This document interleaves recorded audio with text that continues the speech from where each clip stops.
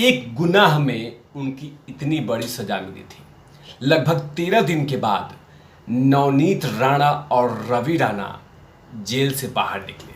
उनको जेल से रिहाई मिली लगभग 13 दिन के बाद। लेकिन जैसे ही नवनीत राणा बाहर निकली, एक ऐसी तस्वीर पूरे महाराष्ट्र से लेकर पूरे देश को रुला के रख दिया। ये तस्वीरें देखिए, जिसमें जब नवनीत राणा हॉस्पिटल में एडमिट हुई और अपने पति से मिली तो फफक फकक के खूब रोई अपने पति से मिलकर, और यही सोच रही होंगी कि आखिरकार गुनाह क्या था मेरा। इसी के बारे में विश्लेषण करूंगा कि जो ये आंसू निकली है नवनीत राणा की, ये कहीं ना कहीं महाराष्ट्र सरकार से लेकर उन तमाम नेताओं को आईना दिखा रहा है कि आखिरकार नवनीत राणा का इतना बड़ा गुनाह क्या था जिसके कारण इतनी बड़ी सजा मिल गई कि बाकायदा देशद्रोह का मामला दर्ज हो गया था।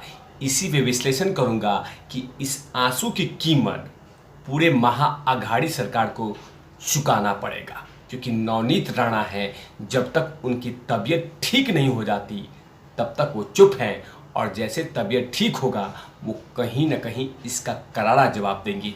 आखिरकार वो कौन कौन से लोग समर्थन कर रहे हैं, इसका विश्लेषण इस एपिसोड में। नमस्कार, आप देख रहे हैं तिवारी भैया, मैं हूं वेद प्रकाश। लगभग 13 दिन के बाद नवनीत राणा जेल से बाहर निकली अपने पति के साथ। लेकिन यही अंतर था कि भायखला जेल से नवनीत राणा 2 बजे कल निकली और उनके साथ 4 बजे तलोजा जेल से उनके पति रवि राणा निकले। लेकिन रवि राणा निकले तो उनके साथ भारतीय जनता पार्टी के कद्दावर लीडर किरीट सोमैया ने उनसे गले मिलकर स्वागत किया। उसके बाद क्या था, जैसे ही उनको पता चला रवि राणा को कि उनकी पत्नी मुंबई के लीलावती हॉस्पिटल में भर्ती हैं पीठ के दर्द को शिकायत को लेकर, उसके बाद वो अपने पत्नी से मिलने गए और जैसे ही मिले वो वीडियो जो था, जो तस्वीरें था, वो पूरी तरह से विचलित कर दिया। उन तमाम लोगों को इमोशन में डाल दिया कि आखिरकार एक पति पत्नी को सिर्फ इसलिए जेल में डाला गया था क्योंकि उन्होंने कहा था कि हनुमान चालीसा आपके घर के सामने पढ़ेंगे, और सरकार को लगा, उद्धव साहब को लगा कि मेरे घर के सामने कैसे पढ़ोगी तुम, हम तो सरकार हैं, हमारे सामने तुम्हारी औकात क्या है, हमारे पास सत्ता है, हमारे तमाम चीज़ें हैं, और तुम्हारी औकात क्या है।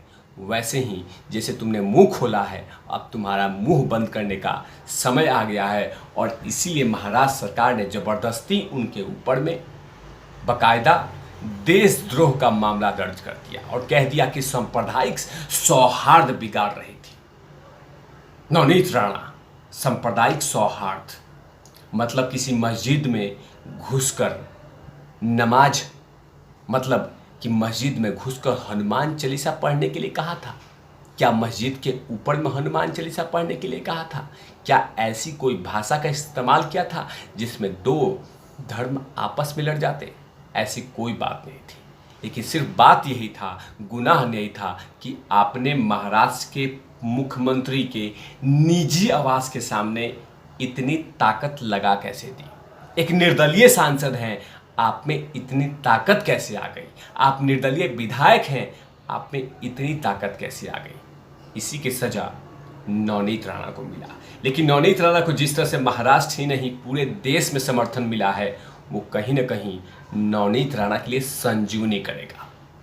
लेकिन नवनीत राणा जितना दिन जेल में रही, कहीं ना कहीं उनको पूरे महाराष्ट्र से लेकर पूरे भारत में उनको समर्थन मिला, और जनता जनार्दन ने वो तमाम शब्द सवाल पूछे महाराष्ट्र सरकार से, वो भी सोशल मीडिया पे, जिनका जवाब उद्धव ठाकरे सरकार पे और ना ही उनके लोगों पे होगा। जैसे ही वो वीडियो सोशल मीडिया पे डाली नवनीत राणा ने, उसके बाद जो जनता जनार्दन ने सवाल पूछे कि क्या कभी आपने देशद्रोह का मामला नवाब मलिक पे डाला है? वही नवाब मलिक जो कि दाऊद से अपने व्यवसाय करते हैं, अपने बिजनेस के धंधों को चलाते हैं, क्या कभी उस पर देशद्रोह का मामला दर्ज हुआ क्या? एक आदमी जिनके ऊपर में, एक नेता जिनके ऊपर में भ्रष्टाचार का आरोप लगा है, वो भी किसी देशद्रोही के साथ मतलब दाऊद के साथ, लेकिन उसका मंत्रालय नहीं लिया जा रहा है। उस पर कार्रवाई होती है तो चुभन शुरू होता है, लेकिन दूसरी तरफ हनुमान चालीसा पढ़ने पे सजा मिलती है।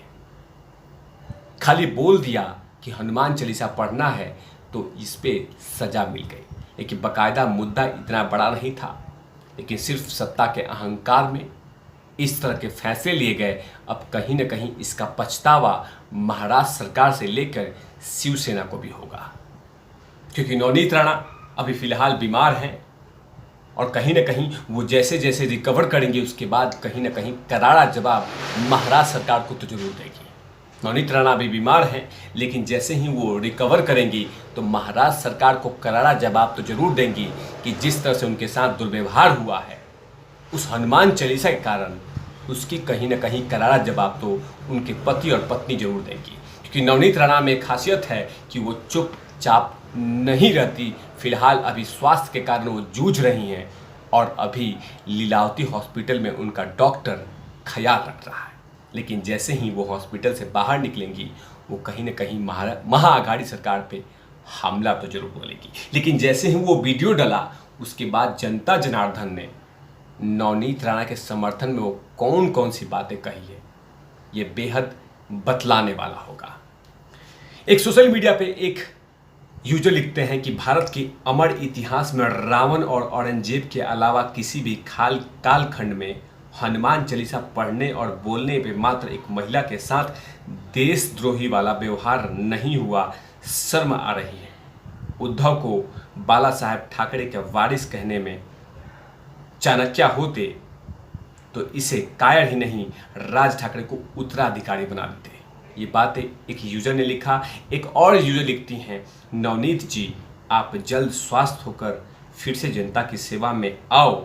ये कठोर दिन थे, गुजर गए, पर आपके आंसू जिसने भी लाए हैं भरोसा रखना ईश्वर उन्हें चैन से नहीं बैठने देगा और नींद नहीं लेने देगा। अब एक मस्त सी हंसी के साथ आप अपने आप को संभालिए नवनीत जी। ये जनता जनार्दन का सोशल मीडिया पे बाकायदा उनके लिए था। इस तरह के तमाम सवाल लगातार जनता जनार्दन, इस तरह के तमाम कटाक्ष जनता जनार्दन सोशल मीडिया पे नवनीत राणा के पेज पे जाके ये सवाल पूछे हैं, बाकायदा कटाक्ष किए हैं।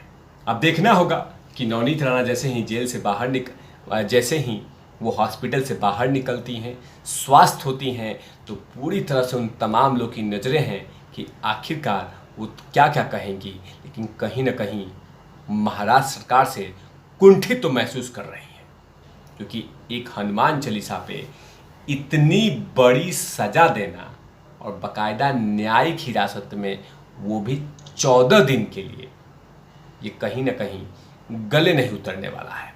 अब ये देखना होगा कि नवनीत राणा और रवि राणा महाराष्ट्र सरकार को कौन से जवाब देंगे, लेकिन फिलहाल अभी भाजपा के कद्दावर लीडर का समर्थन नवनीत राणा के पति के साथ और नवनीत राणा के साथ है, और कहीं ना कहीं अंदर ही अंदर राज ठाकरे का भी होगा, क्योंकि राज ठाकरे ने शुरुआत किया था और नवनीत राणा उसको निभा रही थी।